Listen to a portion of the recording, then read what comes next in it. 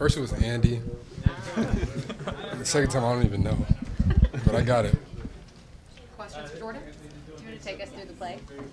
Of course. I mean, we just got to stop. We just got to rebound. O'Shea was pushing in transition. I'm taught to run to the corner, so I just sprinted out, and nobody was in front of me. So O'Shea kicked it ahead. I caught it. I saw a lane to the rim. I was like, oh yeah, this is the time. And I just jumped as high as I could and just dunked the ball. And then after that moment, I was like, I'm getting that game ball. You were higher than the rim. I mean, that's a pretty nice way to get your first field goal. Oh yeah, for sure. Me and KP were talking about his first buckets. And he was like, a dunk or a win would be crazy, Jordan. And I was like, I'm going for a dunk, KP. And so it was amazing, for sure. You've been in a couple of games now where you maybe had opportunities to get that, but you made an extra pass or found someone else. Just what's that balance been like between trying to find that first basket and playing the right way? I mean, at the end of the day, you always gotta play the right way. You always gotta like feed your dogs, I guess you could say. And so, just knowing that they trust me in that position to make the right plays is the most important thing. Hey, bro. It's just important to make the right play every time. You said obviously you wanted the ball. What did you have to say something to somebody? What was the process like for you? Yeah, I had to hawk it down. I know everybody knows the Giannis situation where he ran into the locker room. I was kind of in that, but luckily somebody caught it and was looking for me and found it. So I was kind of running around. He was running around looking for me, and then we found each other. And I was like, "Is that it?" He was like, "Yeah, this is it," and then handed it to me. Jordan, what's been the value of being up here and just kind of watching games? I mean, you went to Dallas. I mean, what's been the value of that over the last couple of weeks, being around more? There's a lot of value in that, being around, veteran guys, obviously like Allen, Drew, and even other guys like JT and them, being able to learn something from each of them that I can apply to my own game, whether it's up here, whether it's with Maine. It's just all about the experiences and gaining knowledge from everybody, and not just the players, but staff.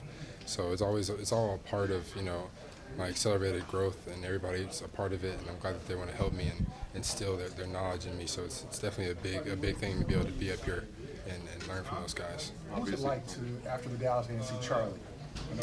Oh yeah, it was always good to see Charlie. That's one of my mentors. That's one of my guys. So to see him there, we were talking last time me and him were at the game. I was watching as a fan. And then this time I was watching on the court, and we said next time it's got to be me on the court. So it's a sequence of things. It's crazy to think that a year and a half ago I was in high school. So it's crazy to know that how far I've come since that moment, and knowing that there's more to come. Did you ever see Friday? I did. Friday, and then Friday after next. I watched both. What was your review of that? It was good. It was a good movie. It was really, really good. I tried to watch Godfather, but it was just in black and white, and it was too slow. The opening scene was too long. I couldn't do it. But Al told me I should try and watch it again, give it another chance. What do you think of all the market ceremonies? I think it's amazing, to have somebody who's obviously still a part of Boston but doesn't play for the Celtics, for him to still get that level of love from the fans, from the staff, from the players. I feel like that this is amazing to what he has done for the organization and what he's done for the community. So I feel like that's a big part of it, and I'm happy for him, fellow guy from Dallas, so definitely happy for him. Your game is a lot of defense and hustle. Usually when guys come back and get the hero's welcome, they were great scorers or something like that. With Marcus, it was all about those things. So I guess when you see the way this franchise and people react to somebody play like that, how does that inspire you?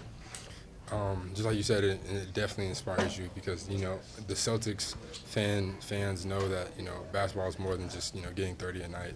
It's about, the hustle plays. It's about diving on the floor. Even, his clips that were on the Jumbotron, most of them were him diving on the floor and, blocking shots.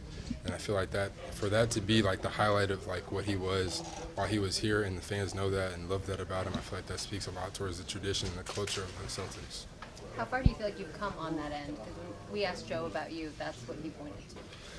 Yeah, I feel like that's my personality. I feel like that's kind of my role. That's how I play, and so to be able to kind of merge into that role and become a guy like that, I feel like it means the most. And I feel like that could separate me from other guys.